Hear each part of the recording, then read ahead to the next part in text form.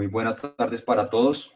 Les agradecemos por su asistencia a este evento de Utilities Colombia que se titula Desafíos del 2020 y oportunidades con Grupo Energía Bogotá.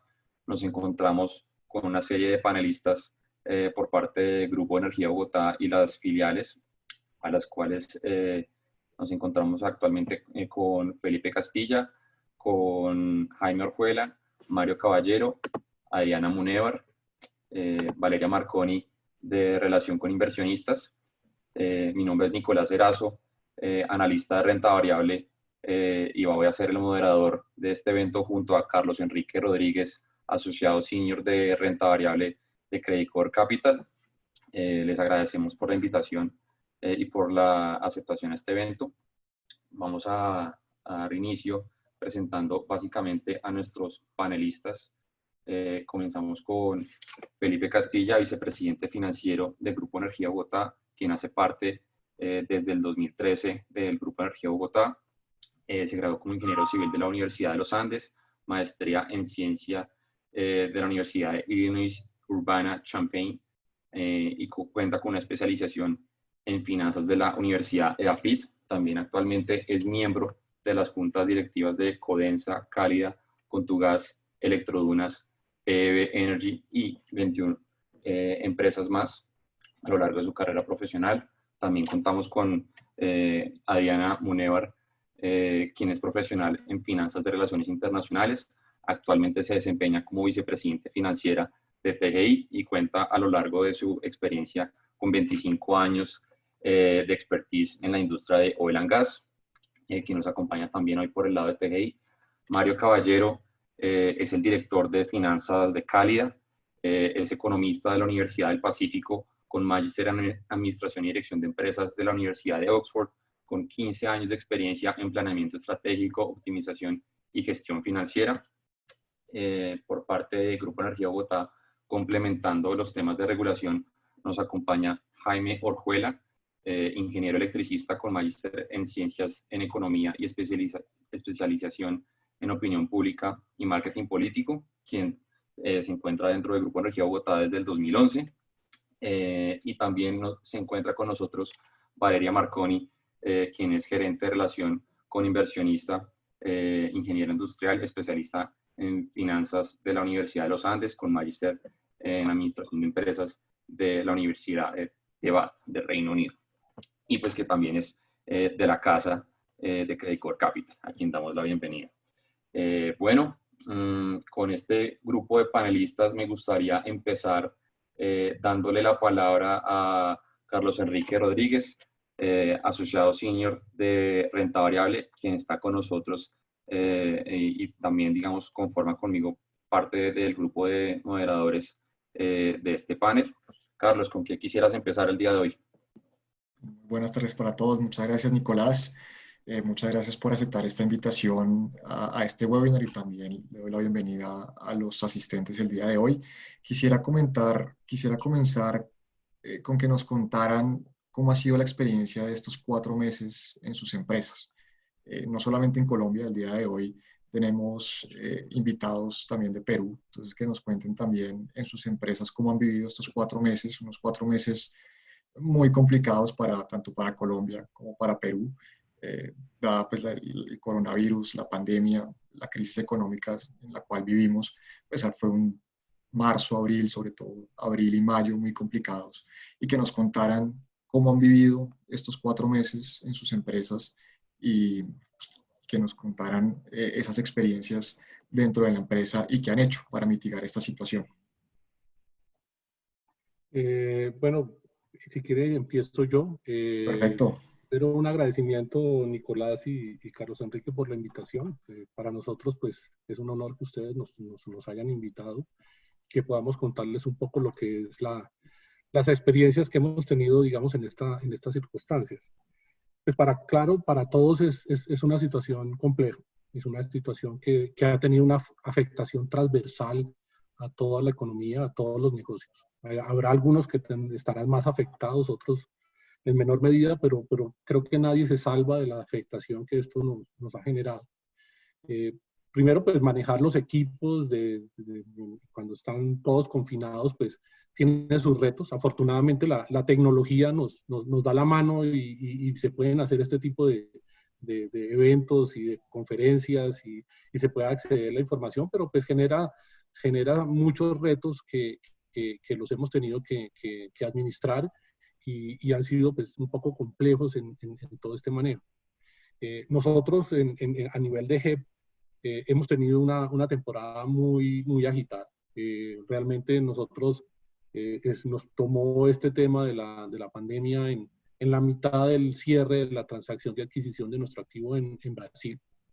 Entonces, pues tener que desembolsar, enviar recursos, convertirlos a reales, pues nos generó una complejidad, porque pues obviamente pues nadie estaba preparado un poco para manejarlo. Nos tomó, por ejemplo, el tema del manejo del programa de renovación de seguros, entonces nos tocó hacer los roadshows y nos tocó hablar con todos los potenciales mercados, pero todo de manera virtual, coordinando con todas nuestras empresas en todas las jurisdicciones para obviamente poder hacer esta renovación. Nosotros tuvimos que, también dentro de nuestros planes de financiamiento, pues teníamos dos operaciones muy gruesas, que eran pues un bono en los mercados internacionales bajo reglas 144. Y nos tocó también manejar todos los equipos, todos los roadshows, todos los ejércitos de abogados, de estructuradores de manera remota. Pues esto es una situación que tiene una complejidad que se tiene que administrar. Y posteriormente pues hicimos una misión en el mercado local. Creo que los resultados fueron muy exitosos en las dos operaciones. En la operación internacional tuvimos más de 11 veces de sobredemanda en nuestros títulos, en el mercado local 2.2 veces. Realmente en estas condiciones, en los montos en los que nosotros salimos, pues eso lo que nos demuestra es que el mercado sabe que somos una empresa sólida, que tenemos una administración alineada, tenemos un tema de crecimiento, una historia de crecimiento importante, y yo creo que ese es el producto un poco de esa situación.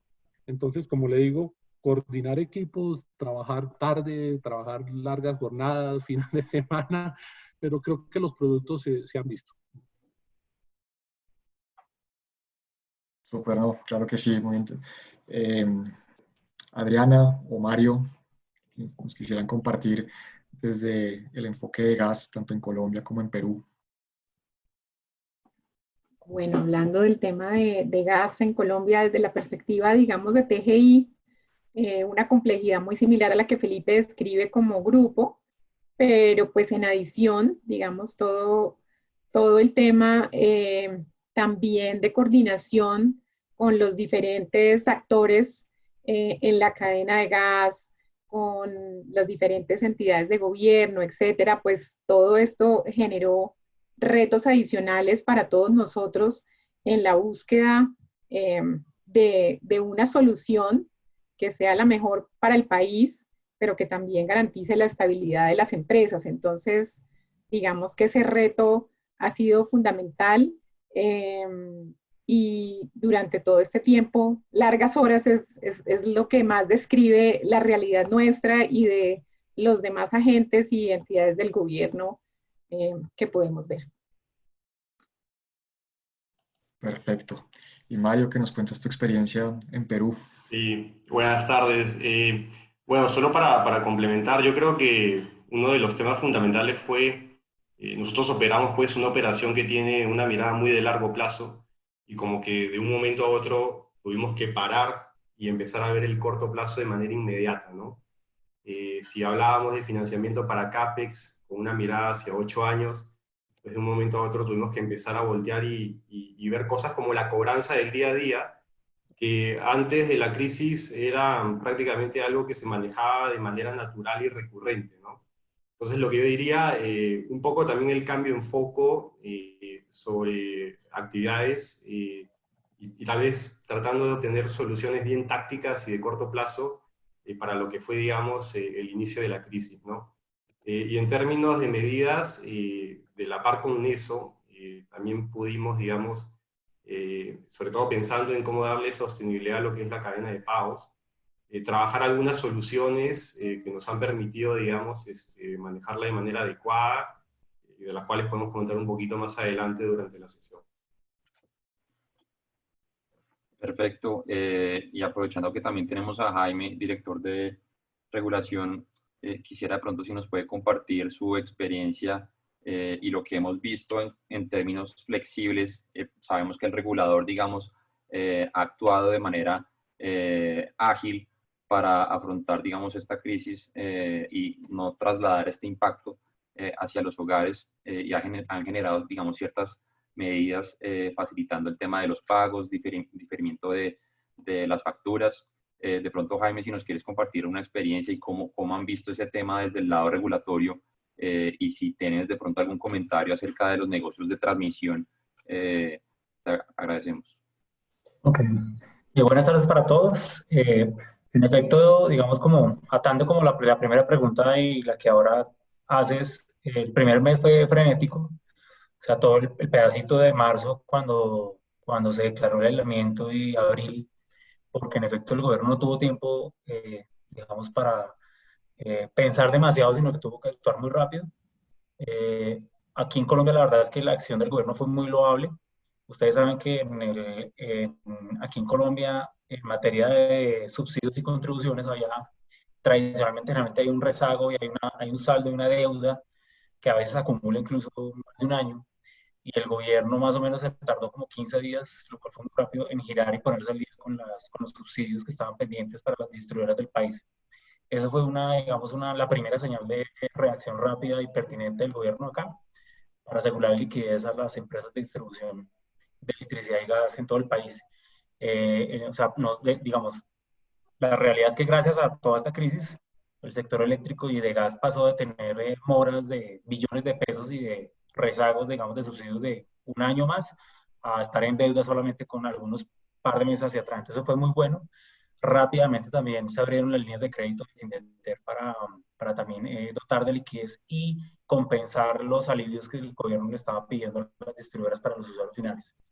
En general, aunque hay detalles y oportunidades de mejora como en todo, la verdad es que no tenemos que dejar de la acción del gobierno en el sector tanto eléctrico como gas en Colombia.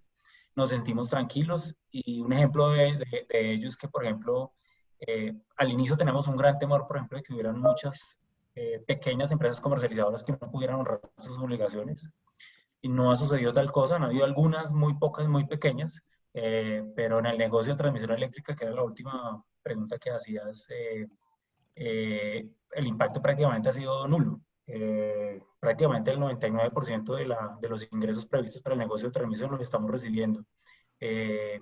Muy pocas empresas se han acogido a la financiación del 20% que habilitó la CREC, y eso es señal de que la cadena en general está funcionando bastante bien.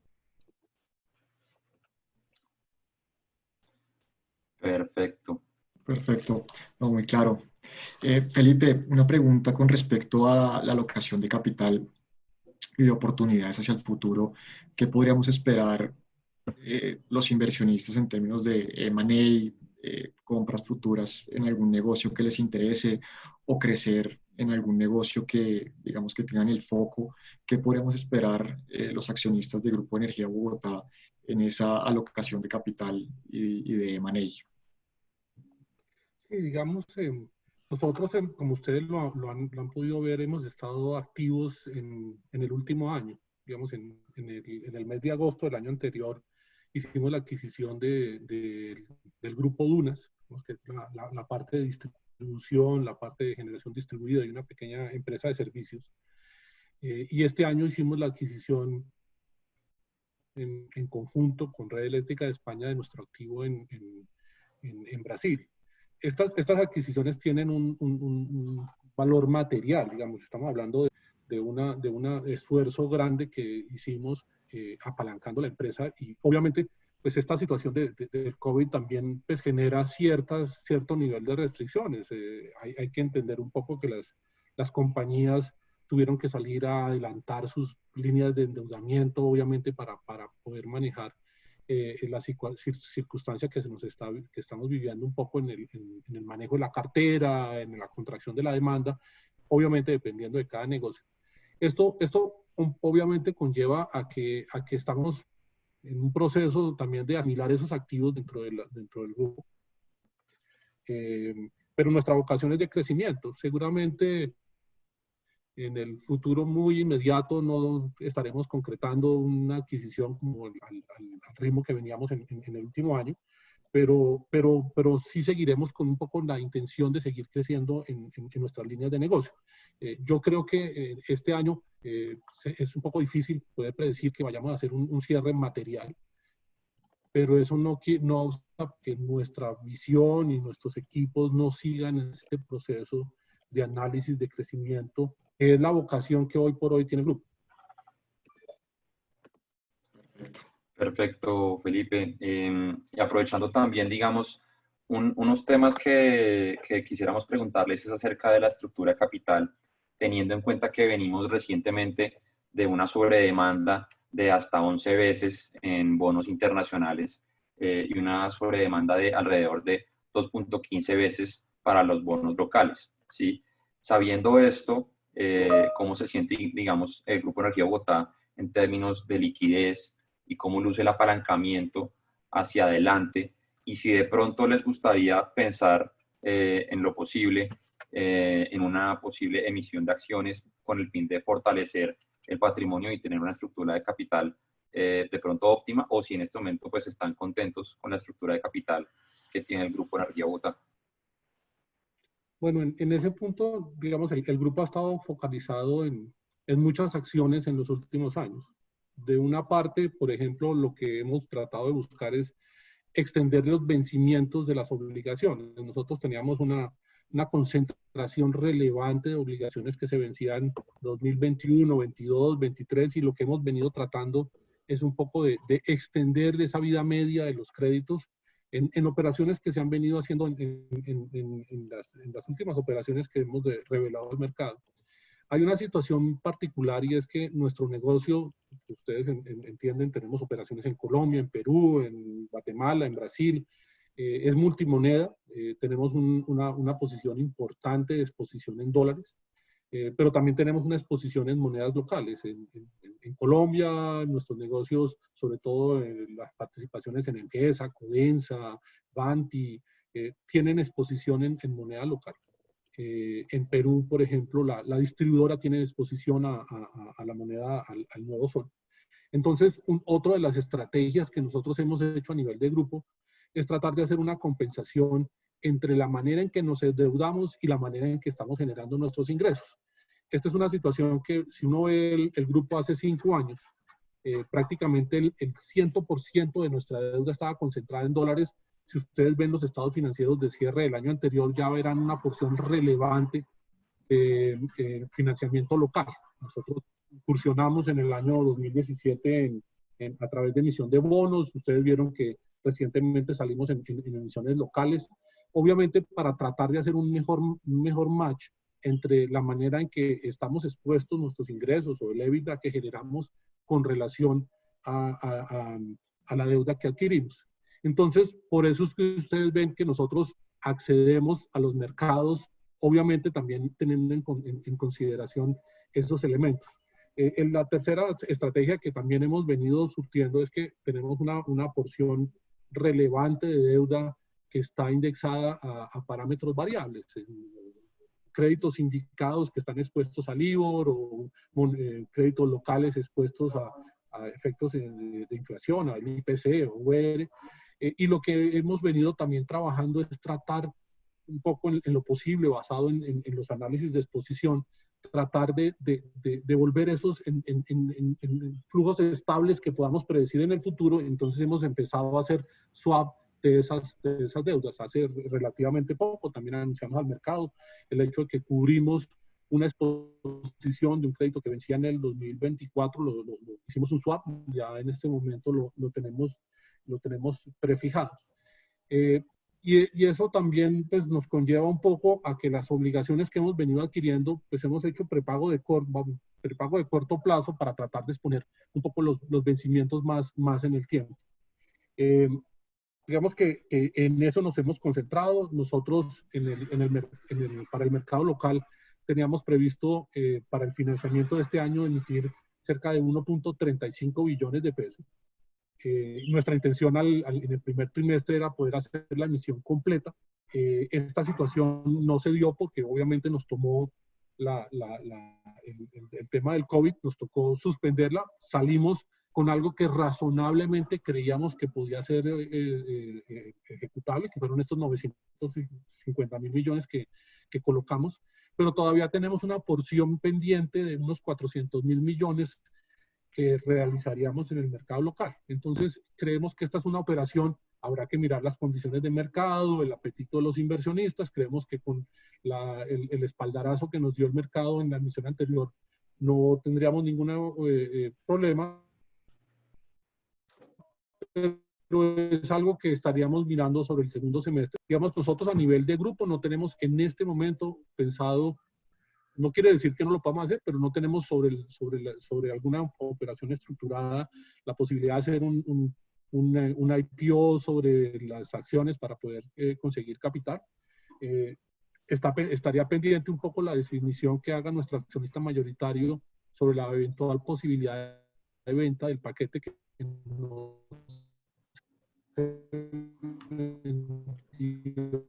en la primera ronda del proceso. Esa es una decisión propia del inversionista mayoritario y habrá que esperar que ellos definan si quieren o no continuar con ese proceso. Claro, no, muy claro, Felipe. Y claro, el espaldarazo del mercado fue clarísimo con ese Bit2Cover, muy interesante. Pasando a gas, Adrián, y te quería preguntar, ¿cómo ves? Porque es que se habla mucho entre un posible desabastecimiento de gas en el país, que es necesario esa regasificadora, que los campos Cusiana, Cupiagua, inclusive Ballenas en el Chuchupa, en el norte, están declinando unas tasas muy fuertes y que esa regasificadora sí o sí se necesita. ¿Ustedes cómo lo ven? Que si están definitivamente comprometidos a hacer ese proyecto y a que el país tenga ese respaldo de gas, o cómo, cuándo podríamos ver ese proyecto acá en Colombia, si lo vamos a ver.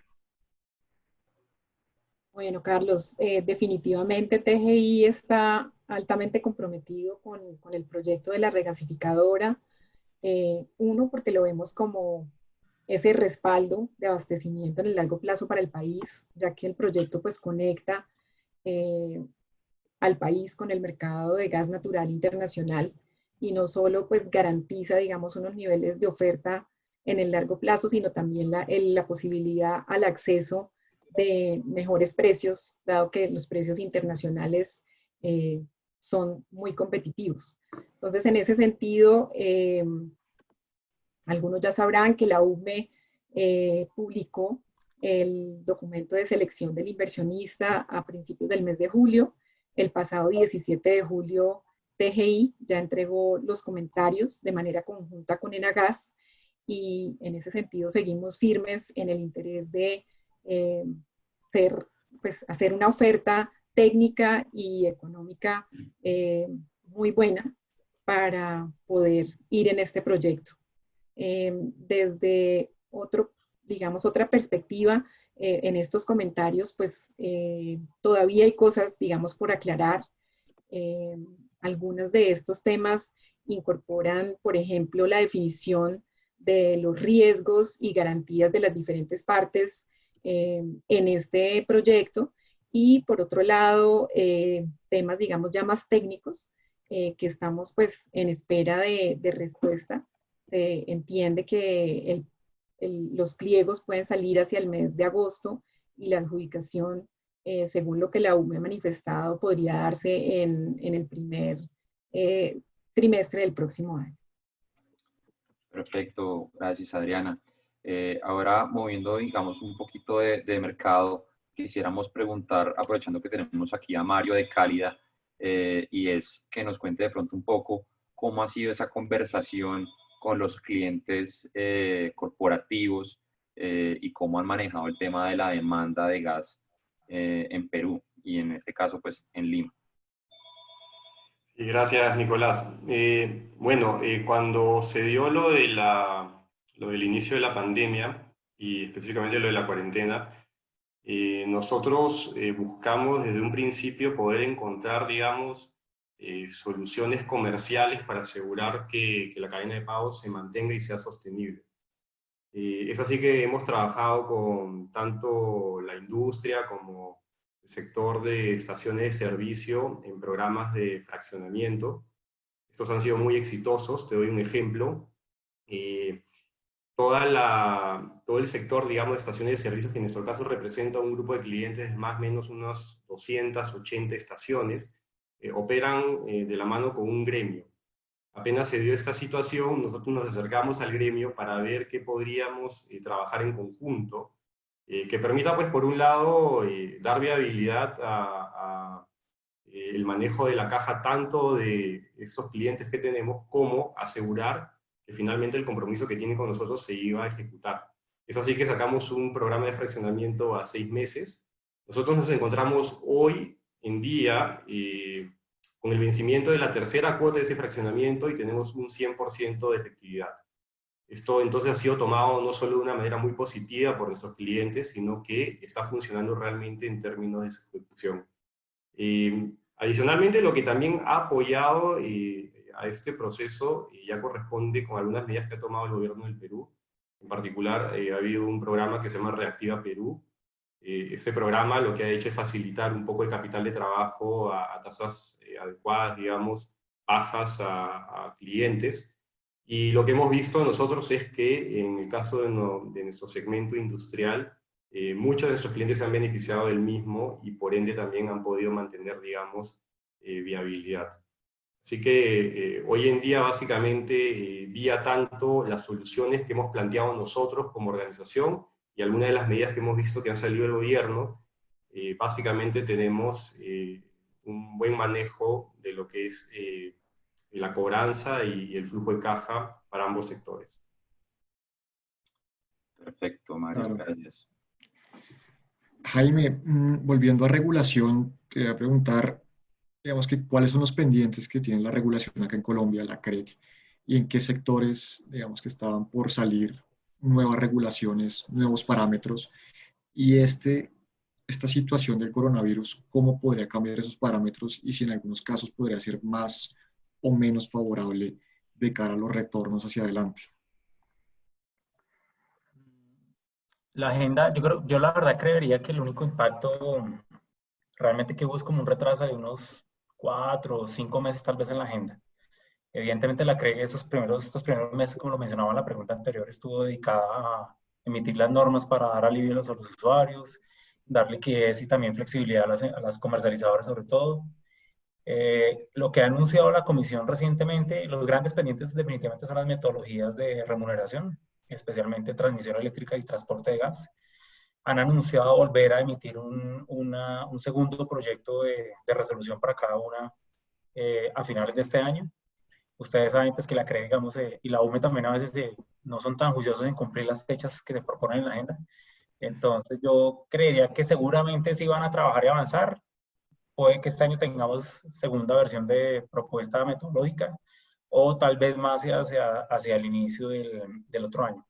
Esos son como los temas más importantes. Recientemente en estos últimos meses lo que ha habido más, digamos, acción normativa es sobre digamos, anuncio de posible intervención del mercado por el bajo nivel de los embalses. Afortunadamente el gobierno oyó a la industria que le estaba diciendo, por favor, esperen un poquito que hay que confiar en San Pedro y San Pedro reaccionó y empezó a llover, los embalses están Afortunadamente. Afortunadamente, creo que ya, digamos, ese temor de la intervención ya se despejó.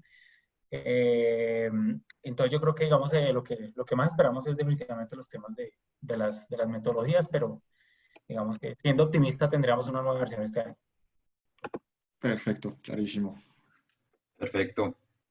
Volviendo a transporte de gas en Colombia, quisiera de pronto, Adriana, si nos puedes hablar acerca de cómo ha sido el manejo de la demanda de gas, la utilización de los gasoductos, los cuales, digamos, estuvieron en unos niveles mínimos en abril, pero ya en junio vemos una recuperación marcada, y también, digamos, cómo fue ese tema de los contratos que se resolvieron con los clientes de TGI.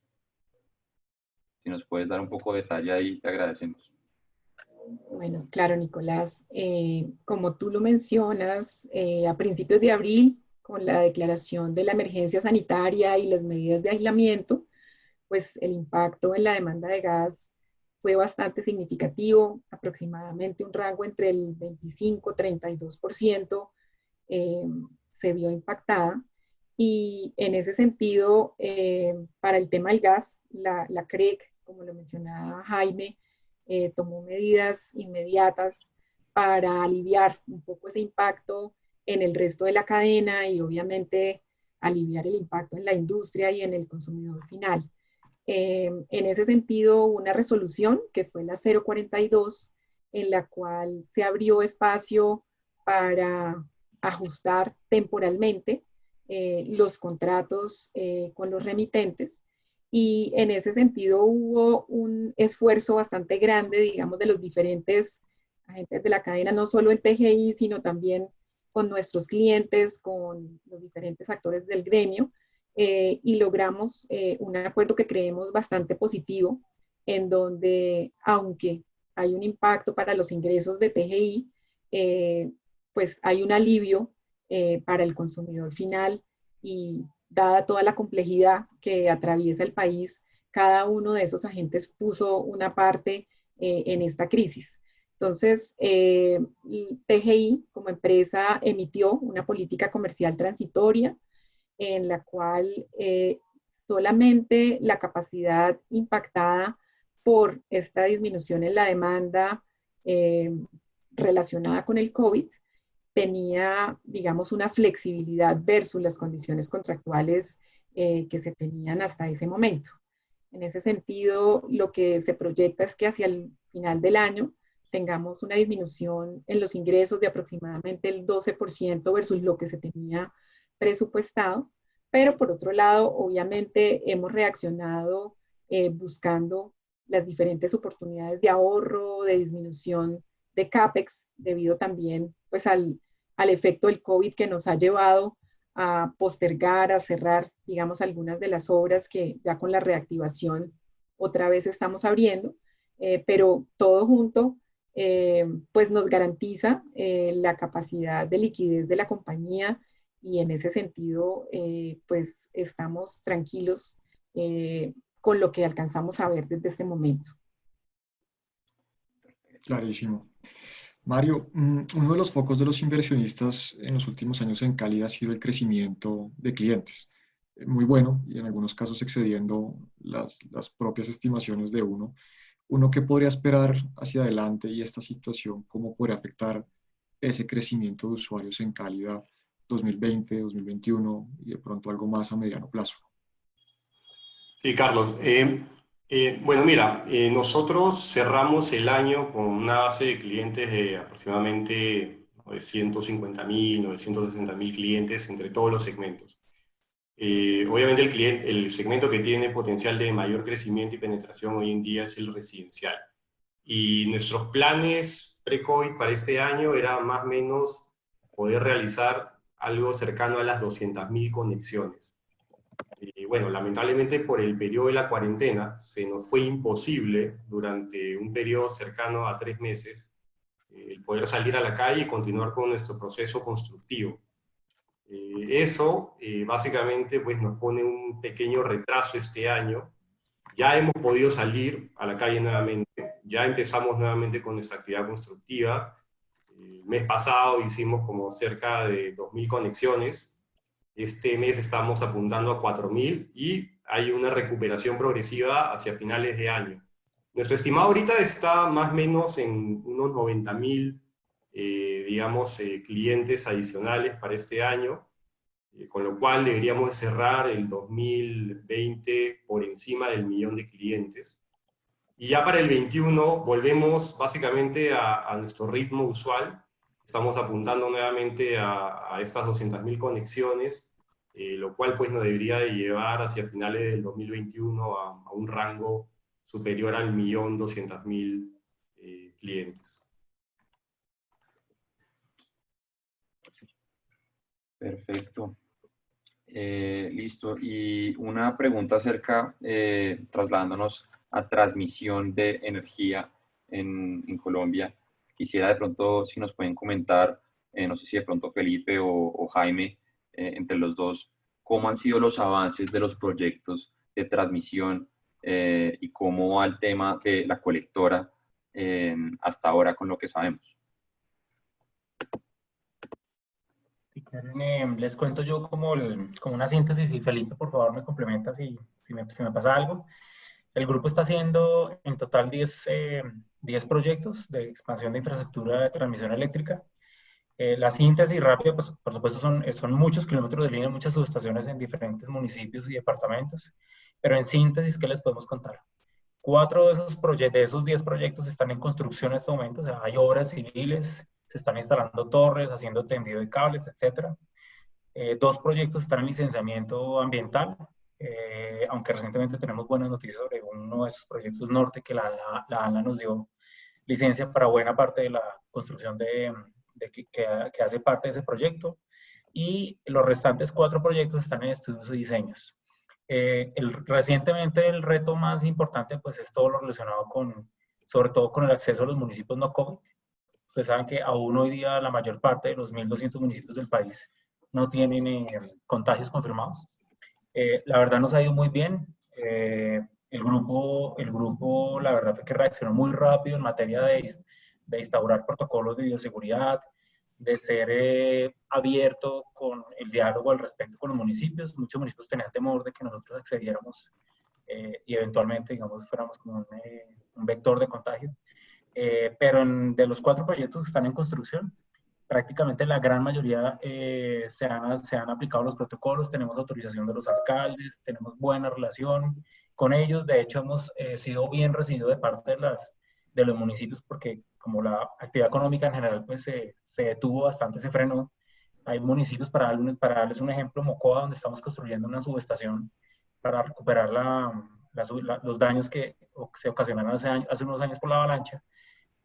Buena parte de la capacidad hotelera, restaurantes del municipio están siendo usados por contratistas y empleados nuestros, y entonces hay satisfacción de que hayamos ingresado. Hemos hecho las cuarentenas, hemos facilitado la realización de pruebas. Entonces la verdad en general sí hubo un receso de casi 2 meses de pausa en las actividades, pero rápidamente estamos logrando recuperar el ritmo y repito, hemos sido bastante exitosos con la aceptación por parte de los alcaldes, dado el rigor que hemos tenido en el cumplimiento de los protocolos de bioseguridad. Perfecto. No sé si Felipe quiere agregar algo adicional. Yo solo complementaría algo que menciona Jaime. Nosotros lo que sí tenemos, hemos sido muy enfocados en la protección de nuestra gente, en la protección de nuestros contratistas, en los protocolos, en cómo podemos acceder. Digamos que en eso, de manera regular, estamos haciéndole validación, estamos con expertos asociados en temas médicos, con expertos en temas de pruebas. En eso, digamos que siempre buscamos garantizar que lo podamos hacer en las mejores condiciones, siempre obviamente como primer tema, pues la protección de nuestra gente y de nuestros contratistas. Perfecto, muy claro.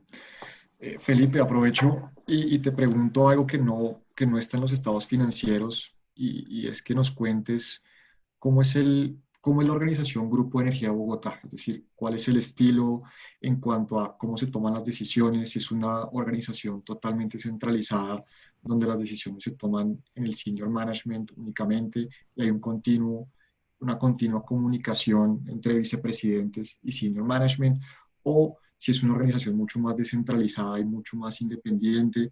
Quisiéramos entender ese ADN de Grupo Energía Bogotá, qué hay, lo que hay adentro de Grupo Energía Bogotá y cómo se toman las decisiones al final de cuentas. Como todo en botica, pues tiene de todos los elementos que usted menciona. Digamos que yo creo que hay un elemento muy relevante, y es en los últimos años, y también fortalecido un poco con el proceso de democratización, se buscó, digamos, reforzar mucho el gobierno corporativo, no solo a nivel del grupo, sino de todas sus filiales. Ahí, de cierta manera, dentro del condicionado que se emitió, pues se le dieron protecciones a los minoritarios que ingresaron, y eso, pues, de cierta manera, genera, digamos, unos puntos de control, pues, concentrados en las juntas directivas del JEP o en los directorios o juntas directivas de cada una de sus filiales. Entonces, en ese orden de ideas, pues toda esa estructuración de ese gobierno corporativo, pues no solamente se concentró bajo los condicionamientos un poco que salen de la democratización, sino que se desplegaron a nivel de los grupos, de las diferentes empresas del grupo. Y en ese orden de ideas, pues las juntas directivas tienen un rol relevante a nivel del GEP y a nivel de las filiales. Allá se tienen, digamos, segregados por comités especializados, entonces pues no solo los reglamentarios, como puede ser el comité de auditoría, tenemos el de gobierno corporativo, el de compensaciones, el comité financiero y de inversión, pues no solo está desplegado a nivel del grupo, sino a nivel de cada una de sus filiales. Este, digamos, es el punto donde nosotros fortalecimos en gran medida todo el gobierno de nuestras empresas. Hay planes que son de carácter corporativo. Le doy un ejemplo. Nosotros en este momento estamos implementando una nueva plataforma de nuestro sistema financiero. Estamos haciendo una reimplementación, estamos involucrados con la reimplementación del SAP por HANA, pero ya lo estamos viendo como una visión de grupo integrado. Ya no es, pues digamos, diferentes empresas que tienen temas aislados, sino de cierta manera lo que buscamos es la integración de todos esos procesos financieros, obviamente a la luz un poco de la manera en que nosotros administramos. Tenemos oportunidades de mejora muchas. Creemos que un poco lo que también ha venido caracterizando al grupo es tener unas estructuras ligeras, obviamente, para tratar de aprovechar que la toma de decisiones sea más fácil.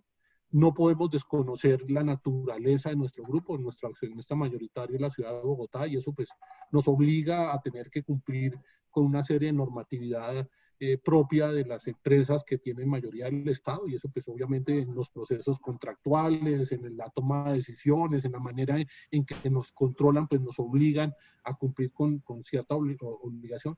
Pero pues nosotros de cierta manera tratamos de combinar el hecho de ser una empresa de nuestra naturaleza, pero que competimos en un negocio que hay múltiples agentes y que obviamente las decisiones tienen que ser adoptadas de manera rápida y expedita.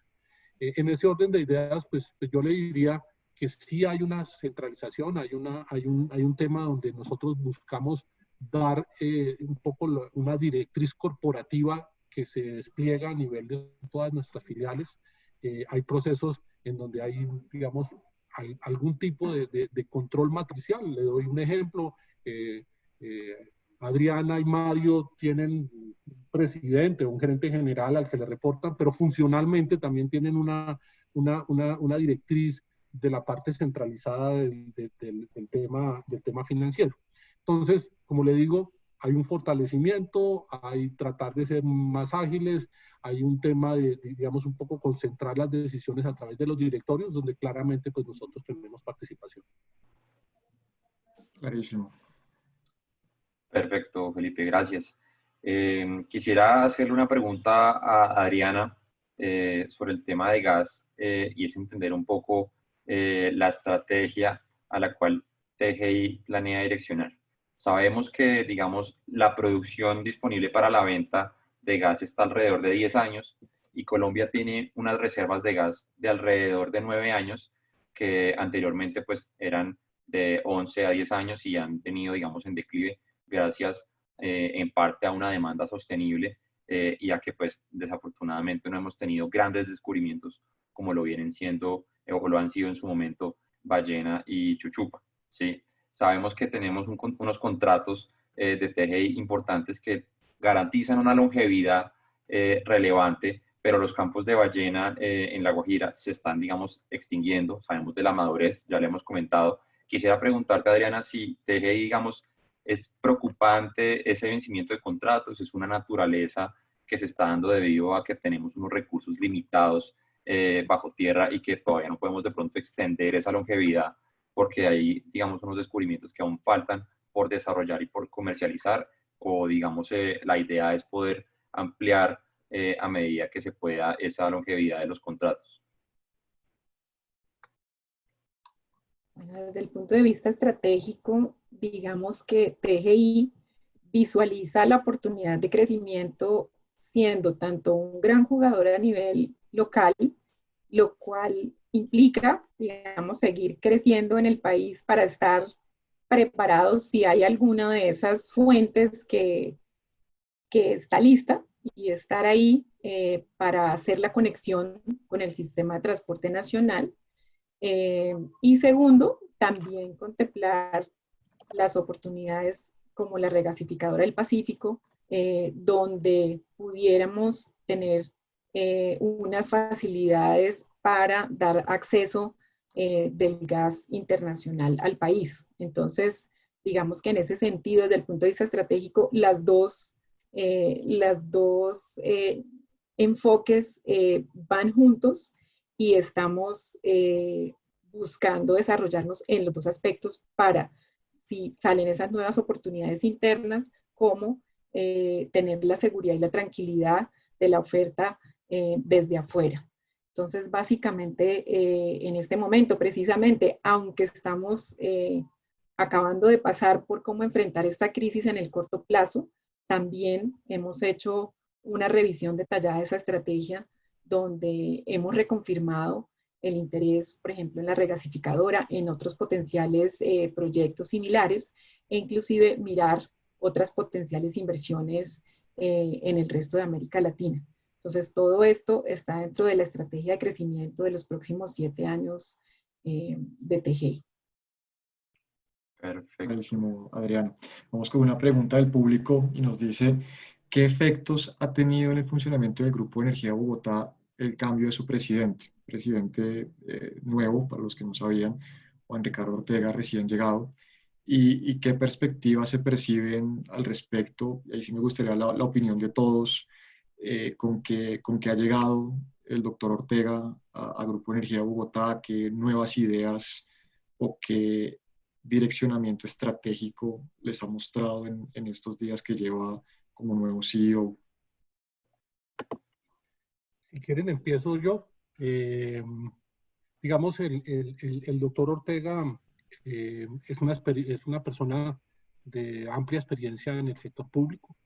Como ustedes ven, su hoja de vida ha estado vinculado al Ministerio de Hacienda, a la DIAN, digamos, conoce muy bien el sector público, tiene un alto grado de relacionamiento con todas las autoridades, y realmente eso es un activo relevante que para este tipo de empresas que tiene, digamos, una accionar. También en su función como banquero, pues tuvo oportunidades de trabajar en Centroamérica, conoce muy bien Perú, y en ese orden de ideas, pues es una persona que no solo su hoja de vida y su formación académica demuestran un poco la solidez que él tiene, sino también un poco la experiencia que él maneja. Yo creo que de cierta manera hay un poco su directriz en ciertos aspectos. En este momento uno está visualizando un poco que la situación actual amerita que nos apretemos un poco el cinturón. Ahí yo creo que un poco el direccionamiento que nos ha dado es empezar a revisar, no solo a nivel del GEP, sino cada una de sus filiales, un poco cómo podemos entrar en unos programas para optimizar el nivel de costos, de gastos, qué podemos posponer, qué podemos hacer, porque obviamente no solo es una obligación, sino pues obviamente la situación así lo amerita. Yo creo que también en su visión de crecimiento, él es consciente un poco en qué ha estado el grupo, en su directriz. Creo que seguirá con sus planes de continuar un poco focalizándonos a nivel de los diferentes negocios y de poder fortalecer el grupo en las diferentes líneas que nosotros manejamos. Obviamente, pues como todas las empresas, dentro de las restricciones financieras, de capital y obviamente de las oportunidades que se nos vayan presentando. Digamos, estamos en una fase de que nos estamos conociendo mutuamente. Pues realmente llevamos unas semanas trabajando en conjunto. Él nos está conociendo un poco las políticas del grupo, estamos conociendo un poco la manera en que él da las directrices y cómo trabaja. Les soy sincero, creo que nos va a tocar un tema más duro a las áreas financieras. Él tiene digamos, una formación más financiera. Él nos pide muchos análisis, nos pide comportamientos históricos, proyecciones. Entonces, creo que para las áreas financieras se nos va a intensificar un poco nuestro trabajo, dada ese conocimiento y esa experticia que él maneja. Y como le digo, es un tema que ya nos estamos empezando a modelar, pero las directrices son las que les acabo de mencionar. Súper, quisiera escuchar a todos, de hecho.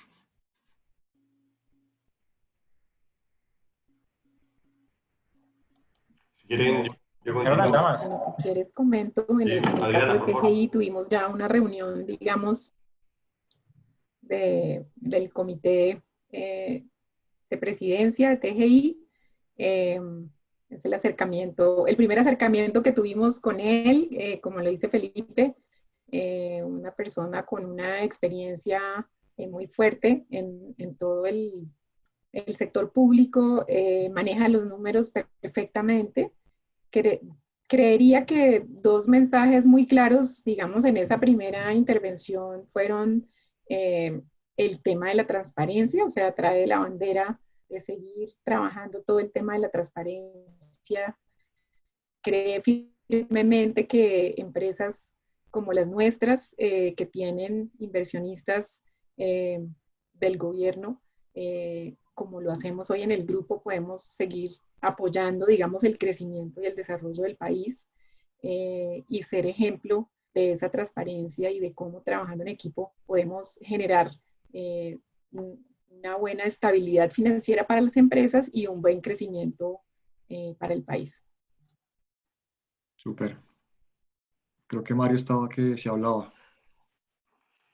Y bueno, para complementar, bueno, lo primero que nos queda a nosotros claro desde Cálida es que la experiencia que él tiene, tal vez por haber pasado por organismos multilaterales, es integral. Si bien obviamente conoce a Colombia muy bien, la sensación que nos ha quedado es que también conoce al Perú. Y eso es un primer punto muy, muy positivo. Definitivamente es una persona analítica, estructurada, pero la sensación que hemos tenido en estas primeras reuniones es que es alguien que escucha mucho y busca primero entender, y luego él se posiciona para ver en dónde apoyar. De hecho, en este periodo de crisis eso es fundamental. Él ha dirigido muchos sus esfuerzos para con Cálida a ver en dónde nos puede sumar, en dónde nos puede apoyar en diferentes frentes. Así que de esa perspectiva, una excelente primera opinión. Perfecto. Y creo que Jaime también quería decir algo. Sí.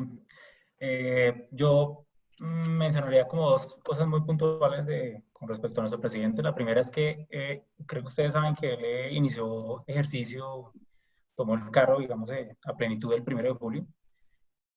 Y para mi sorpresa, a la semana siguiente, creo que fue el 8 de julio, miércoles, estábamos haciendo un primer taller sobre innovación. Los temas de innovación, pues todos lo sabemos, siempre están presentes en las agendas, pues, de las corporaciones, los gobiernos, universidades, etc. Pero estuvo, a pesar de que él estaba en Washington, no estaba aquí presente, digamos, le dedicó más de media jornada al tema. Fue un ejercicio muy orgulloso, y eso da una señal muy importante, digamos, que el tema y el peso que la innovación en un sentido amplio, no solamente desde temas de apropiación tecnológica, sino enfocada también a procesos, metodologías y más, va a tener en todo este periodo en el cual él nos va a acompañar dentro del grupo. El grupo no es que no hiciera nada al respecto y no le importaran los temas de innovación, pero creo que eso va a tener un realce muy importante, liderado por Juan Ricardo, y eso la verdad lo vemos muy positivo. Lo segundo, y me voy a salir un poco del formato, la verdad fue para mí una sorpresa. Yo lo conocía de hace tal vez una década de él. Tenía una visión, digamos, muy especial sobre su personalidad además, y para mí fue una sorpresa saber que es muy salsero. No lo sabía. Entonces yo creo que cuando pase todo esto y nos volver a ver y estar próximos, creo que en la fiesta va a haber menos reggaetón y más salsa, y eso me complace. Oh, buenísimo, buenísimo. Y del equipo de relación con inversionistas, Valeria, ¿cuáles fueron tus primeras impresiones cuando te sentaste con él? digamos que con qué chip llegó y hacia dónde va esta gran empresa, que pues es una empresa con tantas empresas que es un reto asumirla. Pues definitivamente de acuerdo con Felipe, creo que tiene un background y un enfoque muy financiero y analítico y sí, creo que el trabajo de nuestras áreas va a requerir bastante esfuerzo, pero lo cual la verdad me complace muchísimo. Como también sus directrices o los mensajes que he sentido es, vamos a estar enfocados en la optimización de activos, de recursos, de procesos. Creo que es una persona muy práctica, o sea, es muy fácil presentarle elementos y tomar decisiones, ir muy rápido, creo que sobre los temas. Y otro tema que tal vez, bueno, ya el tema de innovación que lo mencionó Jaime, pero otro tema importante creo para continuar con los procesos que había venido la compañía, mencionó en el primer discurso, digamos que nos tuvo a toda la empresa y las sus filiales, la continuidad del tema social y la representatividad de empresas como Grupo de Energía de Bogotá para el desarrollo social del país. Mencionó creo que muy especialmente a La Guajira, lo cual me parece maravilloso y dijo específicamente, es un territorio con el que todo el país está en deuda, entonces creería que hacia allá también, y como allá está uno de nuestros mayores proyectos de transmisión, creería que vamos a ver esfuerzos importantes también en ese sentido. Súper, muchas gracias, qué buenos comentarios. Gracias por los comentarios. Hay un tema que, digamos, ha golpeado mucho a este sector y la preocupación para, digamos, un jugador como Grupo Energía de Bogotá y aquellos que hacen parte del sector. No fue un tema de ingresos y de reconocimiento de ingresos, porque sabemos que los ingresos se reconocen, digamos, por temas de capacidad.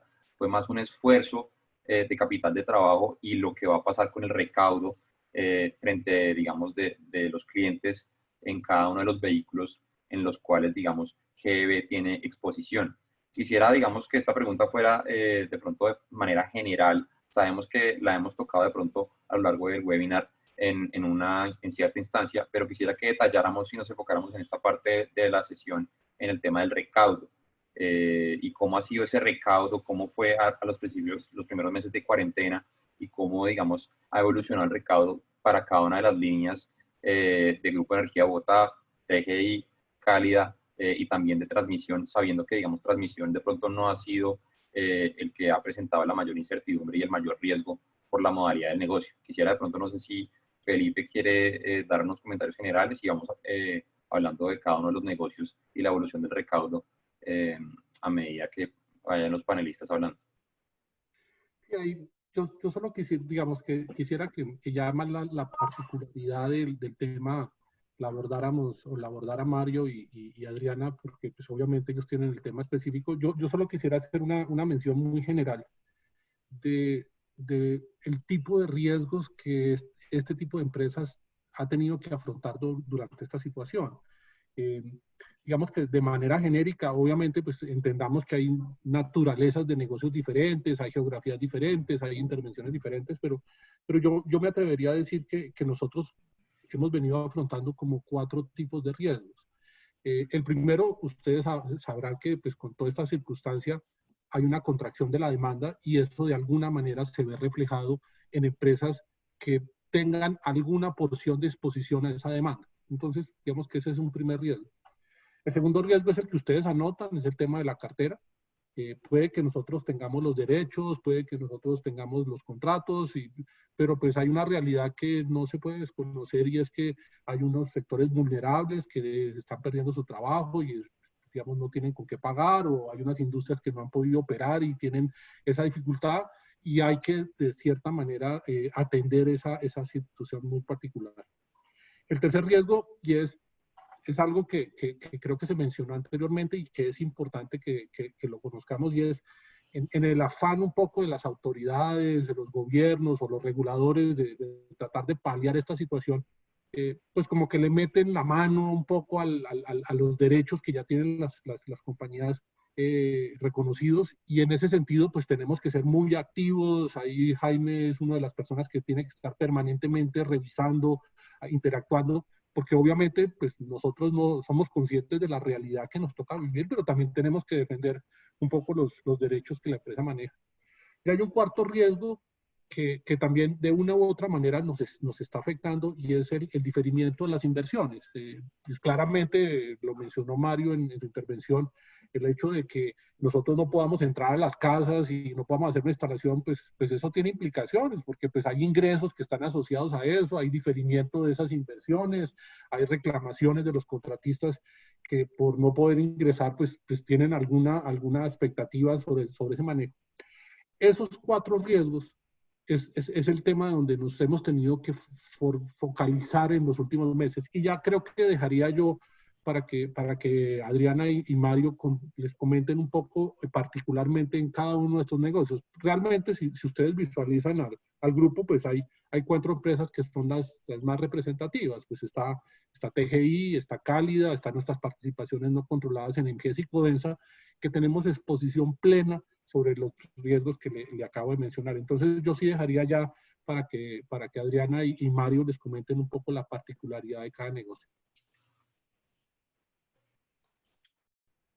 Perfecto. ¿Estamos por Perú, Adriana? O... Bien, sí. A ver, primero para comentarte un poco sobre el tema de la demanda de gas. Efectivamente, nosotros hemos tenido un impacto, yo diría, el punto más bajo lo sufrimos en el mes de abril. Pre-COVID nosotros estábamos despachando aproximadamente unos 160 millones de pies cúbicos día de gas. En abril llegamos hasta 60 millones de pies cúbicos día. Sin embargo, lo que hemos visto es una recuperación progresiva. Para que tengan una idea, hoy en día ya estamos en 140 millones de pies cúbicos día. Prácticamente todos nuestros segmentos han reaccionado. En donde tenemos todavía un pequeño rezago es el segmento vehicular. Es el que estamos observando y que creemos que puede tomar un poquito más de tiempo en ajustarse. Todo esto pues relacionado a temas de teletrabajo y qué tanto, digamos, los vehículos livianos, sobre todo, que son en los que estamos nosotros bastante focalizados, se vuelvan a utilizar como antes, ¿no? Pero en ese sentido, yo diría durante el segundo trimestre sí hemos tenido un impacto. Sin embargo, y lo más importante es que ya estamos volviendo a los niveles regulares. De la mano, con lo que mencionaba anteriormente, durante ese periodo también dejamos de hacer actividades, digamos, constructivas, dejamos de salir a la calle por el tema de la cuarentena, y con ello logramos menos instalaciones, menos conexiones, y eso también pues va a dejar, digamos, un impacto en el segundo trimestre, que se va a ver reflejado también en nuestros números. Sin embargo, nuevamente, ya hemos podido salir a iniciar nuestro proceso constructivo y básicamente estamos ya en proceso de gradualmente volver a los niveles pre-COVID. Entonces, por un lado, sí va a haber un impacto, digamos, tanto en esa demanda que perdimos y en esas conexiones que no hicimos durante el segundo trimestre. Sin embargo, esto es un tema más de, digamos, de un faseo en el tiempo, ya que a través, digamos, de lo que queda del 20 y del 21, eso se va a recuperar. Respecto de lo que es cobranzas, nosotros en abril tuvimos probablemente tanto de retraso en todos los segmentos, tanto el industrial, el de estaciones de servicio, como el residencial. Sin embargo, vía estos programas, digamos, de fraccionamiento, estas políticas comerciales que iniciamos, ya hemos podido arreglar un poco todo el tema de la morosidad que corresponde a todo lo que es el segmento industrial y el segmento vehicular. Como les comentaba previamente, vía estos fraccionamientos que han sido positivamente recibidos y también algunas de las medidas del gobierno, vía Reactiva Perú, tenemos a ambos segmentos, tanto el industrial como el de estaciones de servicio, bastante controlado y con niveles de morosidad ínfimos. En donde todavía tenemos un trabajo por hacer es el segmento residencial. El segmento residencial ha venido pues, con una morosidad en rango de 20% aproximadamente. Y ahí lo que tenemos es, vía un decreto de urgencia, que es el decreto de urgencia 35, nosotros estamos implementando un plan de fraccionamiento a 24 meses. ¿Por qué lo estamos haciendo hoy, en este mes, en el mes de julio, y no antes?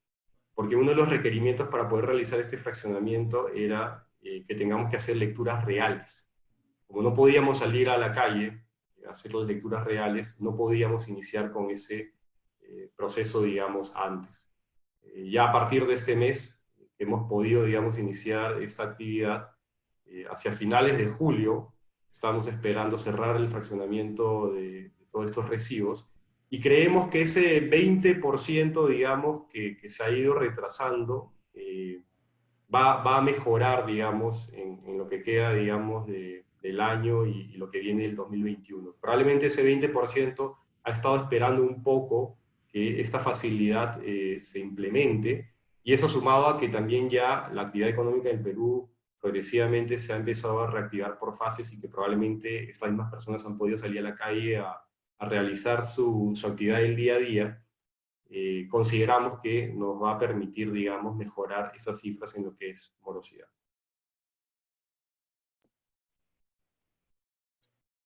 Perfecto. No sé si de pronto, Adriana, ¿quieres complementar algo para TGI? Sí, desde el punto de vista de TGI, como ya lo había mencionado previamente, pues el riesgo que se ha materializado de manera más importante es el tema de la demanda. Ya les compartía que aproximadamente ese impacto, digamos, en el mes de abril fue una disminución en la demanda del 30%. Ya en los meses de mayo y junio hubo una recuperación, principalmente por el mayor consumo de las térmicas, por el bajo nivel de los embalses, y en el mes de julio, digamos que ya con el retorno de la lluvia, se está viendo pues que ya ese consumo adicional está dejando de suceder, y en promedio vemos una disminución de 20% en la demanda versus el periodo antes del COVID. Y pues ahí, como ya también lo mencionaba, el impacto directo para TGI se vio a través del ajuste temporal de los contratos. Ese ajuste está íntimamente ligado a la demanda. Es decir, que si la demanda con la reactivación empieza a mostrar una tendencia positiva, ese impacto que mencionaba en los ingresos va a ser menor, pero pues hasta hoy lo hemos visto materializado en los meses de abril, mayo y junio. Desde el punto de vista de cartera o recaudo, sí no hemos tenido ningún impacto. Es decir, una vez que se lograron, digamos, esos acuerdos con los remitentes para los ajustes temporales de sus contratos, ellos han cumplido al 100% con sus responsabilidades de los pagos. Y el otro riesgo, como mencionaba Felipe, el diferimiento de algunos proyectos que pudieran tener un impacto más adelante en los ingresos de la compañía. Hay uno de los proyectos pues, más significativos que tenemos en este momento, es el de Cusiana Fase 4, donde pues, ya la gran parte del proyecto que tenía impacto en ingresos se completó. Y en este momento con la reactivación, obviamente le estamos dando prioridad a ese proyecto con el fin de completarlo al final del año, unos meses después de lo planeado a principios de año, pero sí se espera completar este año para que no tengamos impactos en los ingresos a futuro. Súper, clarísimo. Y ya para entrar a la última parte de nuestro webinar, estos webinars, más allá de conocer las compañías y conocerlos como directivos, también nos interesa conocerlos como personas. Y esta última parte, me gustaría que nos compartieran en estos 4 meses qué experiencias o qué aprendizajes les ha dejado este confinamiento en 4 meses, en sus casas, en sus familias, y algo que nos quisieran compartir. Y en esta de esas preguntas que todos responden, igual que la del CEO. No todos al tiempo, por favor. Yo creo que Adriana puede comenzar, ella es la más ducha de nosotros. Me lanzaron al agua. Las mujeres primero, puedes decir. Por favor. Bueno, yo diría que digamos, desde el lado profesional, yo pienso que el aprendizaje más grande ha sido la capacidad de adaptación a esta nueva realidad y la capacidad de trabajar en equipo, tanto entre las diferentes áreas de la compañía, diferentes filiales del grupo, los diferentes sectores buscando un objetivo común.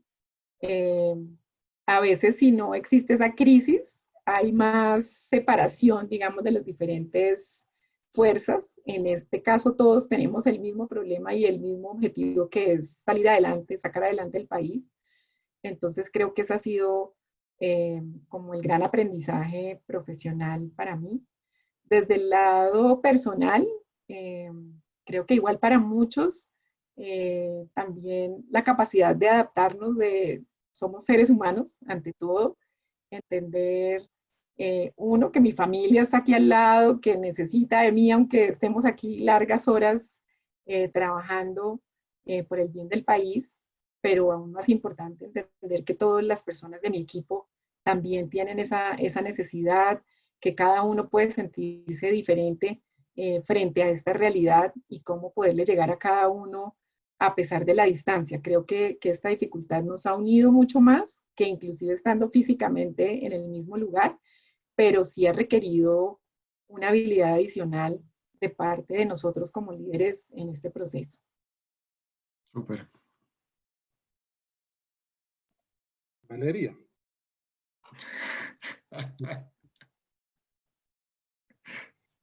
Bueno, digamos que retomando algo que dijo Felipe, esto coincidió además con demasiados procesos muy importantes que llevamos andando en su momento, emisiones de bonos, resultados trimestrales, etcétera. Entonces, digamos que a nivel laboral, además de la compleja situación que esto nos impuso, digamos, las demandas laborales fueron bastante extensas y se siguen manteniendo, pero eso nos prueba nuestras capacidades también de manejar la situación y tiempos cada vez más exigentes. A nivel personal, creo que hoy estaba pensando y dije, es una prueba más de decir todo lo que uno es capaz. No solo yo creo que el ser humano. Me acuerdo que cuando empezamos apenas en marzo, que era solamente el puente, el simulacro, yo dije, 3 días encerrados. No, y cuando esto se extiende, entré en pánico 1 mes y dije, ¿qué voy a hacer encerrada sola 1 mes?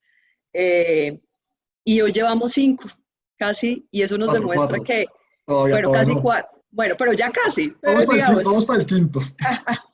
Y eso nos demuestra que lo que dice Adriana, la capacidad de adaptación, la resistencia que tenemos, la resiliencia también, y que claramente creo que tenemos toda la capacidad para salir adelante de este tema. Súper. Y ahora, bueno, Mario, Felipe o Jaime.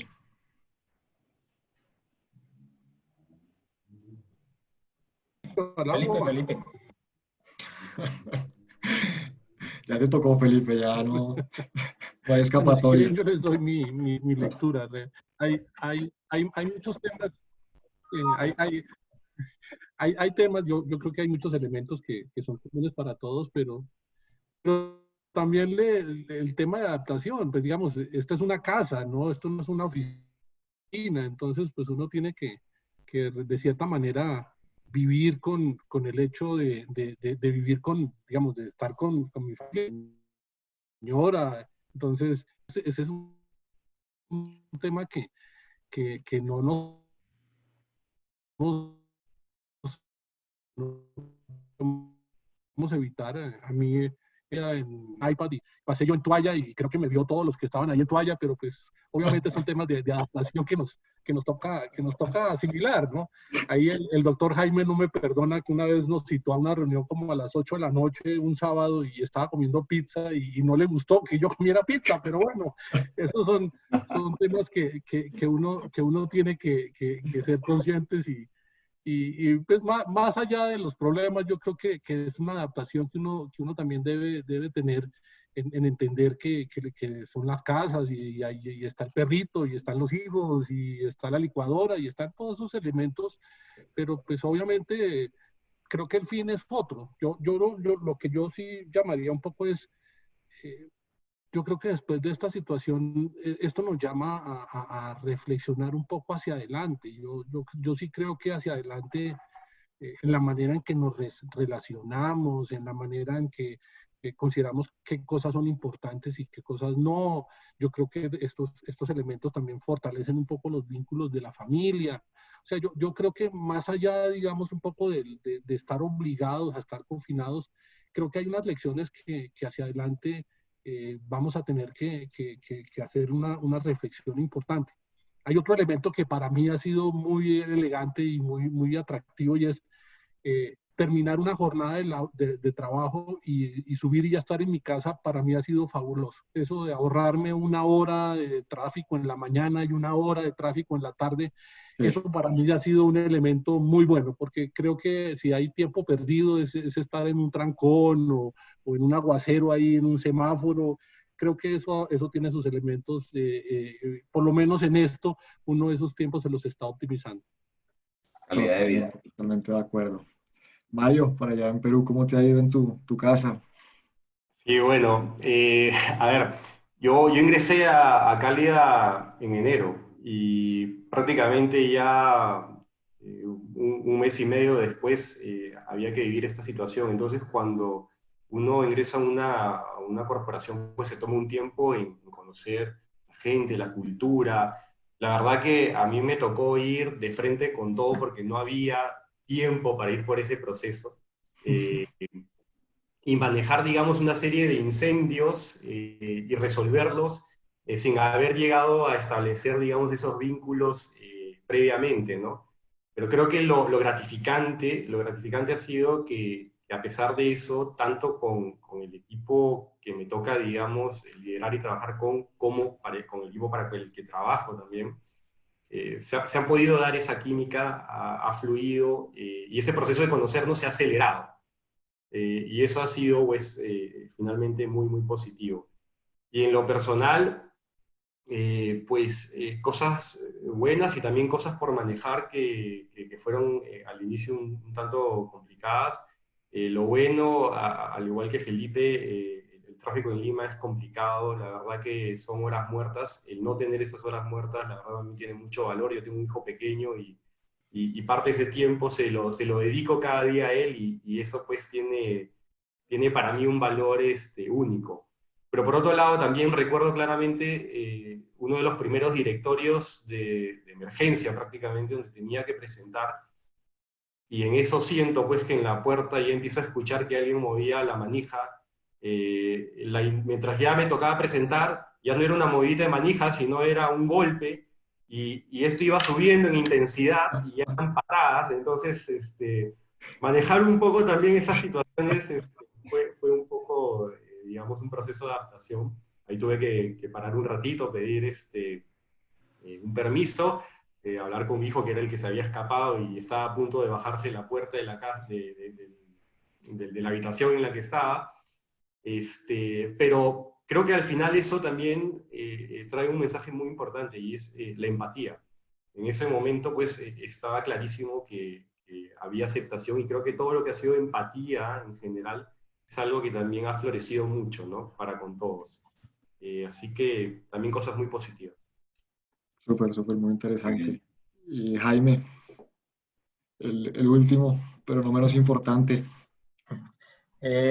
Yo diría hablaría en los dos ámbitos, como lo laboral y lo personal. En lo laboral, definitivamente, como haber tenido que romper por obligación ciertos paradigmas y mitos, inercias con respecto a la presencialidad. O sea, estábamos todos muy como encasillados a que todas las actividades laborales tenían que ser presenciales, tener a la gente al lado. Creo que ya con todo esto que estamos viviendo, pues eso ya quedó claro de que no se requiere la presencialidad para todo. Creo que vamos a tener a futuro mayor flexibilidad en el sentido de presencialidad y horarios laborales, más enfoque como en los resultados y no tanto en cumplir con horarios y estar presente en un sitio. Yo personalmente hacía, pues, digamos, relativamente bastantes viajes. A veces hacía un viaje a otra ciudad para un almuerzo, para una reunión de una hora, y creo que eso ya no lo vamos a volver a repetir, porque ya la inercia ya va a ser otra, ¿no? Digamos, primero uno si solamente habrán viajes en caso de que sea estrictamente necesario y que uno definitivamente no puede hacer una videoconferencia como esta para para tratar un tema en particular. Entonces, eso me alegra porque al igual que Felipe, a mí, eso está claro para todos, pero se perdía mucho tiempo, sobre todo en una ciudad como Bogotá o Lima, de 8 millones de habitantes, en traslados. Eso era desgastante, innecesario, entonces eso creo que es algo ha sido gratificante. En lo personal, y creo que nos habrá pasado a todos, es que nos ha tocado repartirnos, volver a involucrarnos en los labores de la casa. Al principio, pues cansón, como aburrido, pero digamos eso, aquí en la casa nos hemos vuelto más ordenados todos. Yo tengo un niño chiquito de 5 años y a mi hijo le tocó involucrarse por obligación también en las labores de la casa. Ya le toca ordenar, le toca llevar el plato a la mesa, cosas que antes, por la dinámica que antes había, pues no se perseguía la importancia y no había un involucramiento. Entonces eso la verdad ha sido valioso y bonito. Y por último, también como en el plano personal y casi que medio espiritual. Yo no soy una persona muy religiosa, no, casi que ni me gusta mucho la Navidad, pero desde que está Nicolás en casa, así se llama mi hijo, pues la Navidad obviamente cobra un sentido como especial, ¿no? Pero a mi hijo le gusta mucho pues la decoración, las luces de Navidad le gustan. Después, digamos, de estar viendo todos los días cifras de fallecidos, que eso no pasa, digamos, inadvertido por la mente y el espíritu. Hemos decidido como disfrutar más y vivir mejor. Entonces, para darles un ejemplo y con eso termino, las luces de la casa en este momento tienen la mayor parte de las luces de Navidad vestidas, porque dijimos, ¿para qué vamos a esperar Navidad? Si nos gusta y la disfrutamos, pues disfrutémosla ya.